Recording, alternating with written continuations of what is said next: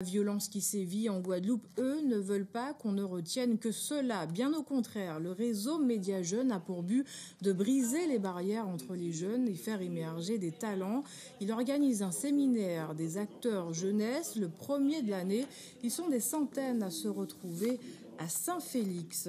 Et sur ce plateau, pour en parler, Nicolas Joachim Eugène, bonjour. Vous êtes volontaire du réseau Média Jeunes. À qui s'adresse ce séminaire? Alors, ce séminaire s'adresse aux responsables d'associations qui, s'ils sont sélectionnés parmi les 45 séminaristes, participent aux ateliers où les associations co-organisent des opérations médias. Des opérations qui permettent premièrement de valoriser leurs actions, mais aussi de stimuler l'engagement. Puisque un grand nombre de jeunes n'est pas trop au courant des fois des possibilités qui sont mises en place pour eux. Et du coup, avec ce genre de rencontres, ils peuvent s'engager eux aussi. Alors, qui sont ces jeunes qui s'adressent au réseau Média Jeunes? Quel est leur profil? Alors, les profils sont variés. On a premièrement les jeunes, notamment des quartiers, parfois aussi des quartiers dits sensibles. D'autre part, les jeunes scolarisés, comme les lycéens ou encore les étudiants. Et de notre côté, nous avons aussi les entrepreneurs et jeunes en mobilité. Et on s'arrange pour que les associations et mouvements liés à toutes ces catégories aient un quota présent lors de ces séminaires.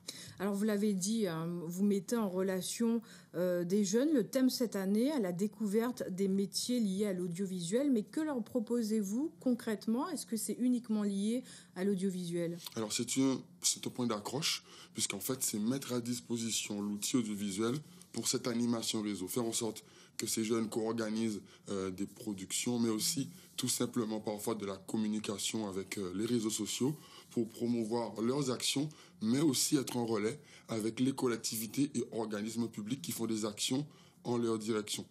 Nicolas Joachim Eugène, vous avez également, le réseau Média Jeunes a également participé aux assises de l'outre-mer pour établir un plan d'action jusqu'à 2020. Quelles sont les pistes de travail que vous avez proposées? Alors justement, les pistes proposées qui sont aussi liées aux travaux dans le cadre des assises de la famille avec le conseil départemental, puisqu'en réalité, les acteurs jeunesse fonctionnent sur tous les espaces où on peut leur demander leur avis.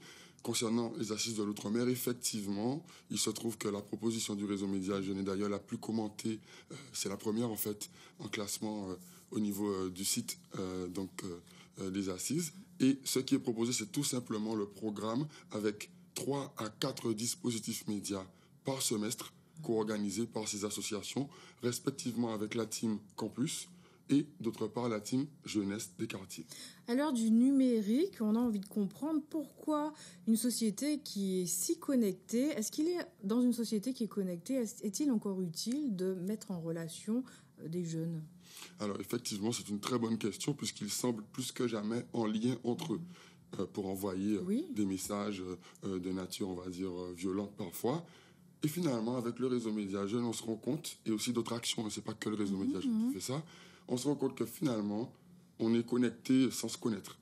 Et avec l'animation réseau, des espaces de rencontres hebdomadaires et aussi les séminaires pour ceux qui sont sélectionnés, il y a la possibilité de travailler ensemble, d'apprendre à se connaître. Parfois, ce n'est pas évident.